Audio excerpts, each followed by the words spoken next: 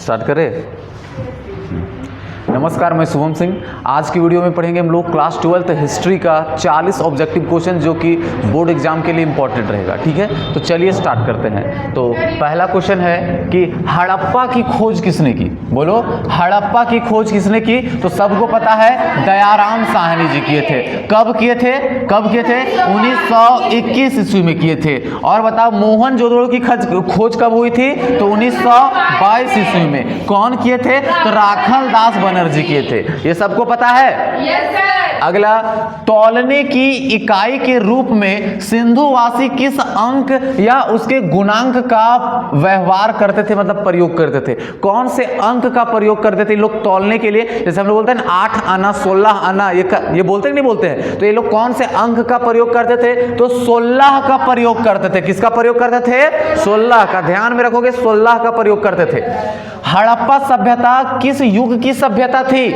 तो हड़प्पा सभ्यता कौन से युग की सभ्यता है? तो कांस्ययुगीन सभ्यता है। हड़प्पा का टाइम बता दो कितना से कितना तक है? तो 2600 ईसा पूर्व से लेके 2600 ईसा पूर्व से लेके 1900 ईसा पूर्व के बीच में यहाँ पे ये चलता है। उसके बाद यहाँ पे 400 साल जो है वो अज्ञात काल है, जिसके बारे में हम लोग को नहीं पता। उसके बाद 1500 ईसा पूर्व से स्टार्ट हो जाता है हमारा क्या? वैदिक सभ्यता। ठीक है। अगला है कि हड़प्पा किस नदी के किनारे स्थित है? तो सबको पता है सिंधु नदी के किनारे स्थित है। और मोहनजोदड़ो कौन से नदी के किनारे स्थित है? रावी नदी के किनारे स्थित है। बहुत बढ़िया। बताओ हड़प्पा कौन से देश में है? पाकिस्तान में। उसके बाद मोहनजोदड़ो कौन सा देश में है? पाकिस्तान में। ठीक है। सिंधु घाटी सभ्यता के विशाल स्नानागार का अवशेष कहाँ मिला है? विशाल स्नानागार तो मोहनजोदड़ो से मिला है विशाल स्नानागार का अवशेष। सिंधु घाटी सभ्यता में सबसे विशाल नगर कौन सा है? बताओ, सबसे बड़ा नगर कौन सा है सिंधु घाटी सभ्यता में? कौन सा? सबका कहना है मोहनजोदड़ो, लेकिन इसका सही आंसर होगा राखीगढ़ी। राखीगढ़ी बताओ कौन से राज्य में स्थित है? राखीगढ़ी कहाँ स्थित है बताओ। अगला, कोलकाता में स्थित एशियाटिक सोसाइटी की स्थापना कब की गई थी? तो एशियाटिक सोसाइटी कहाँ स्थित है? कलकत्ता में। और इसकी स्थापना कब की गई है? 1784 ईस्वी को। याद रखोगे। सिंधु सभ्यता की उत्तरी सीमा क्या थी? उत्तरी सीमा कहने का मतलब है कि जो हमारा भारत, ऐसे करके देखे हो कि नहीं देखे हो सबको भारत को? देखे हो ना। जिसका कहना है कि ये जो हमारा सिंधु सभ्यता इधर पूरा फैला हुआ था ऐसे करके, तो सबसे ऊपर वाला जो सीमा है वह कौन से जगह है? तो इसमें से आज वह जगह कहाँ है? तो वह है आलमगीर। कहाँ है? आलमगीर। आलमगीर तक ये फैला हुआ है सिंधु घाटी सभ्यता। ठीक है, आलमगीर तक फैला हुआ है। ठीक है, मिस्टेक था। अगला देखो क्या लिखा हुआ है? सिंधु घाटी क्षेत्र के लोग भोजन को मीठा बनाने के लिए किसका प्रयोग करते थे? किसका? हाँ, किसका? नहीं, वो लोग भोजन को मीठा बनाने के लिए गुड़ का प्रयोग करते थे। किसका? गुड़ का प्रयोग करते थे। ठीक। अगला, हड़प्पाई लोग नीला लाजवर्द मणि कहाँ से प्राप्त करते थे? एक नीला पत्थर हुआ करता था जिसको मणि लोग बोलते थे, वो कहाँ से प्राप्त करते थे? तो सोर्तुघई से प्राप्त करते थे। अब ये कहाँ है? तो ये अफगानिस्तान में है। कहाँ है? अफगानिस्तान में। हड़प्पा सभ्यता के लोग सोना कच्चा माल के रूप में कहां से प्राप्त करते थे? सबको पता है कच्चा सोना वो लोग कहां से लाते थे? दक्षिण भारत के कर्नाटक से लाते थे। कर्नाटक से। वही जगह पे तो मूवी भी बना है। कौन सा? KGF। हाँ। अगला कि 1838 ईस्वी में ब्राह्मी लिपि को पढ़ने में सर्वप्रथम सफलता किसने प्राप्त की? तो सबको पता है जेम्स प्रिंसेप। क्वेश्चन घुमा के भी दे सकता है कि जेम्स प्रिंसेप कब ब्राह्मणी लिपि का अध्ययन किए थे? तो 1838 में। जेम्स प्रिंसेप 1838 में कौन से भाषा की खोज किए थे? तो ब्राह्मणी लिपि का खोज किए थे। ठीक है। और इसी के ऊपर अगला क्वेश्चन है कि मौर्य काल में किस लिपि का सबसे ज्यादा प्रयोग किया गया था? तो ब्राह्मणी लिपि का किया गया था। किसका? ब्राह्मणी लिपि का किया गया था। याद रखोगे, ब्राह्मणी लिपि का किया गया था। अशोक की कलिंग विजय का उल्लेख कौन से शिलालेख में मिलता है? तो सबसे पहले बताओ, अशोक जो कलिंग युद्ध लड़ा था वो कब लड़ा था? कब उसका युद्ध हुआ था? कलिंग का युद्ध तो 261 ईसा पूर्व में हुआ था। कब हुआ था? 261 ईसा पूर्व में हुआ था। अब यहाँ पे बता दो तुम लोग, क्या बताओगे कि कलिंग युद्ध के बारे में कौन से शिलालेख में जानकारी मिलती है? तो 13वीं शिलालेख। कौन सा? 13वीं शिलालेख। याद रखोगे 13वीं शिलालेख में मिलती है।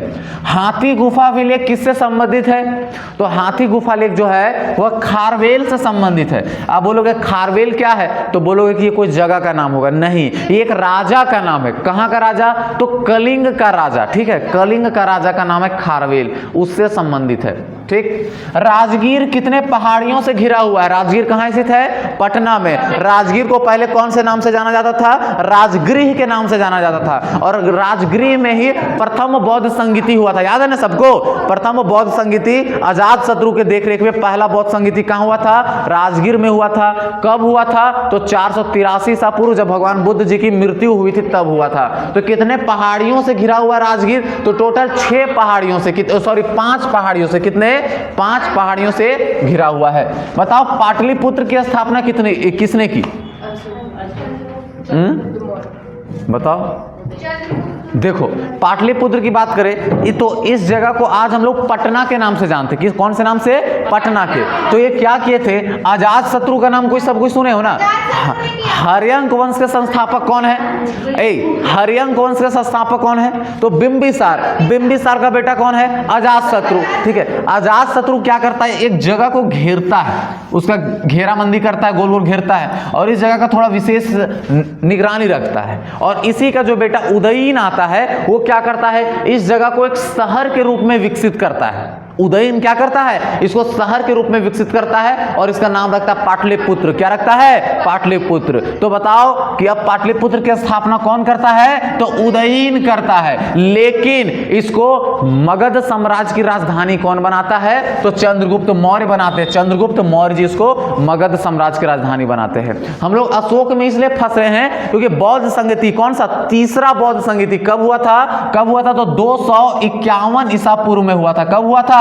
251 ईसा पूर्व में हुआ था। और वो कौन करवाया था? अशोक करवाया था। कहां करवाया था? तो पाटलिपुत्र में करवाया था, पटना में करवाया था। इसलिए हम लोग इससे थोड़ा सा लिंक कर देते हैं। तो बताओ कि पाटलिपुत्र की स्थापना किसने की थी? उदयीन ने। याद रखोगे ना? हाँ। इंडिका किनका लिखा हुआ है? मेगास्थनीज का। किनका लिखा हुआ है? मेगास्थनीज का। और यह किसके दरबार में आए थे? तो चंद्रगुप्त मौर्य के दरबार में आए थे दूत बनकर, मतलब दहेज हाँ समझ जाओ, उनकी बीवी के साथ। ठीक है, अगला सारनाथ का स्तंभ किसने बनाया था? तो सारनाथ का स्तंभ कौन बनाए थे? चंद्रगुप्त। अशोक बनाए थे। कौन बनाए थे? अशोक बनाए थे। ठीक है, अगला 187 ईसा पूर्व में मौर्य सम्राट बृहदर्थ का वध किया गया था। किसने किया था? तो कौन किया था? तो किए थे पुष्यमित्र शुंग जी किए थे। कौन किए थे? पुष्यमित्र शुंग जी किए थे। और इनको खत्म करके, मौर्य साम्राज्य को खत्म करके ये अपना वंश स्टार्ट करते हैं जिसका नाम शुंग वंश पड़ता है। क्या पड़ता है? शुंग वंश पड़ता है। ठीक है, और ये उनके क्या थे? ब्राह्मण थे। क्या थे? मतलब उनके मंत्री थे। क्या थे उनके? ये मंत्री थे। ठीक है, अगला महात्मा बुद्ध का जन्म स्थल कहां है? लुम्बिनी में। तो कपिल वस्तु के लुम्बिनी, बोले तो आज के नेपाल में। कहां? नेपाल में। अब बताओ महावीर जी का जन्म स्थल कहां है? जंभीग्राम। कहां? जंभीग्राम। कहां? जंभीग्राम। ठीक है, वैशाली के जंभीग्राम में। ठीक है, अगला औरंगजेब की मृत्यु कब हुई थी? 1707 में। कब हुआ था? 1707 में। ठीक है, उसके बाद मुगल साम्राज्य पूरा का पूरा खत्म हो गया। ठीक है, दीपवंश महावंश ग्रंथ किस देश से संबंधित है? तो ये सारा वंश जो है वह श्रीलंका से संबंधित है। ठीक है, वहां पे बौद्ध धर्म का प्रचार किस प्रकार किया गया था? तो ये उसके लिए है। ठीक है, तो श्रीलंका में फेमस है दीपवंश और महावंश। ठीक है, बौद्ध धर्म से लिंक है, याद रखोगे। ठीक है, अगला महात्मा बुद्ध की शिक्षाएं किसमें संकलित है? तो सूत पिटक में। कितने पिटक में? तो बताओ कि कितने हैं वहां पे? बौद्ध धर्म में कितने पिटक है? 3। कौन कौन सा? सूत पिटक, विनय पिटक और अभिधम पिटक। ठीक है, हाँ। अकबर की मृत्यु कब हुई थी? तो सबसे पहले इसके शासनकाल, ये राजगद्दी पर कब बैठा था? 1556 ईस्वी में राजगद्दी पर बैठा था। मृत्यु कब हुई? तो 1605 ईस्वी में इसकी क्या हुई? मृत्यु हुई। ठीक है, अगला, महात्मा बुद्ध ने किस स्थान पर सबसे अधिक उपदेश दिया था?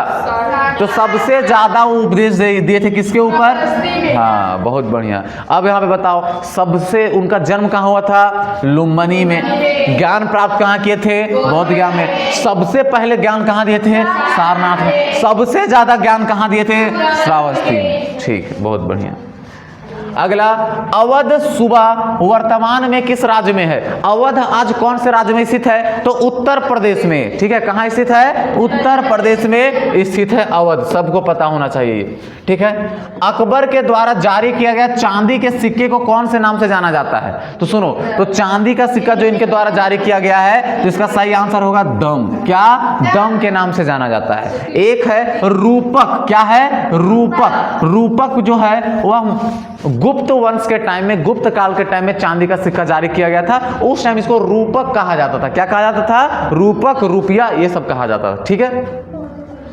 अगला है, आईने अकबरी के किस भाग में मनसबदारी का प्रयोग किया गया? मनसबदारी मतलब राज्य। जैसे देखो ना, भारत एक बहुत बड़ा देश है, इसके कई राज्य हैं। वैसे ही मौर्य काल के टाइम में बहुत बड़ा साम्राज्य को चलाने के लिए बहुत सारा उसको मनसबदार में बांट के रखा गया था। तो मनसबदारी किसमें उल्लेख है? तो इसका सही आंसर होगा सिपाही ए आबादी में। किसमें? सिपाही ए आबादी में। ठीक है।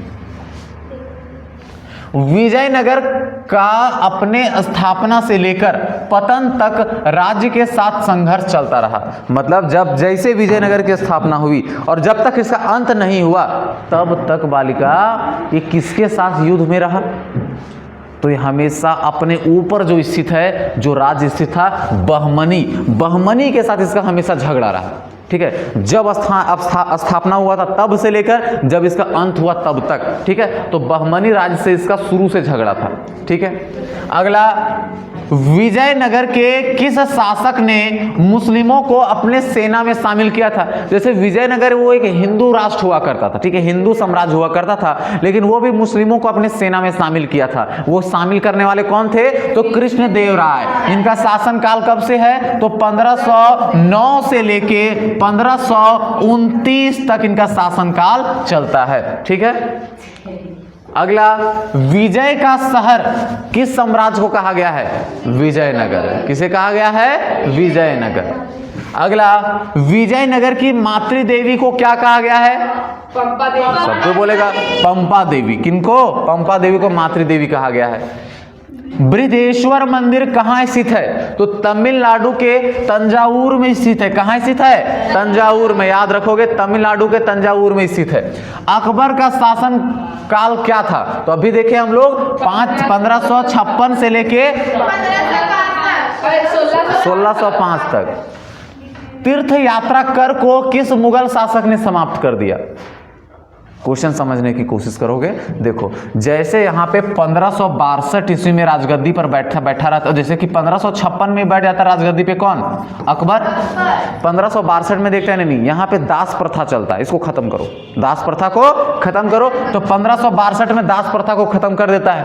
ठीक है। उसके बाद 1563 में क्या करता है? यहाँ पे लगा था पहले से तीर्थ यात्रा कर। जैसे बहुत से जगह से लोग घूमने के लिए आते थे, अपने कोई मंदिर जाते थे घूमने के लिए, तो उन लोग से टैक्स लिया जाता था। ये मंदिर में आओगे तुमसे पैसा लिया जाएगा। ठीक है, टैक्स के रूप में लिया जाता था, जिसको तीर्थ यात्रा कर कहते थे। अकबर को अच्छा नहीं लगा, अरे यार सबको घूमने का मन है, सबको भगवान को देखने का मन, उसके लिए टैक्स क्यों ले रहे हो? ठीक है, तो इसको बंद कर देता है। ठीक है, अब ये मत बोलना तीर्थ यात्रा को बंद करता है, वो तीर्थ यात्रा में जो लिया जाता था टैक्स उसको बंद करता है। ठीक है। उसके बाद 1564 में ये जजिया कर को खत्म कर देता है। जजिया कर मतलब जानते हो ना, कि गैर मुस्लिमों से लिया जाने वाला कर को जजिया कर कहा जाता है। ठीक है, तो उसको ये बंद कर देता है। ठीक है, तो इतना सारा काम करता है। इसका सही आंसर क्या होगा? अकबर हो जाएगा। ठीक। बुलंद दरवाजा का निर्माण किस मुगल शासक ने किया था? अकबर। कौन किया था? अकबर। जैसे कि बात यहाँ ये है कि जब ये गुजरात वाले साइड एरिया में जब ये जीता, हमला किया इधर वाले एरिया में, जीत गया इसके ऊपर, तो अपनी खुशी जाहिर करने के लिए जमा मस्जिद के सामने उसके मेन गेट के पास बुलंद दरवाजा का निर्माण करता है। ठीक है, तो कौन करता है? अकबर करता है। ठीक है। चांदनी चौक जो कि कहाँ स्थित है? दिल्ली में, का डिजाइन किस मुगल महिला द्वारा तैयार किया गया था? कि चांदनी चौक ऐसे ऐसे रहेगा, तो बताओ तो इसका डिजाइन बनाने वाली कौन थी? तो शाहजहां की बेटी, शाहजहां की बेटी जिसका नाम है जहां आरा, क्या नाम है? जहां आरा बेगम। तो जहां आरा बेगम इसका डिजाइन बनाती है, ठीक है, शाहजहां की बेटी है ये, ठीक। अगला, विश्व का प्रथम लोकतांत्रिक व्यवस्था किस महाजनपद को कहा गया है? तो अगर दुनिया में सबसे पहले अगर लोकतांत्रिक व्यवस्था थी तो कहां थी? तो लिच्छवी में थी। कहां थी? लिच्छवी में थी, ठीक। बुद्ध का मानवाकार मूर्ति पहली बार किस कला में बनाई गई थी?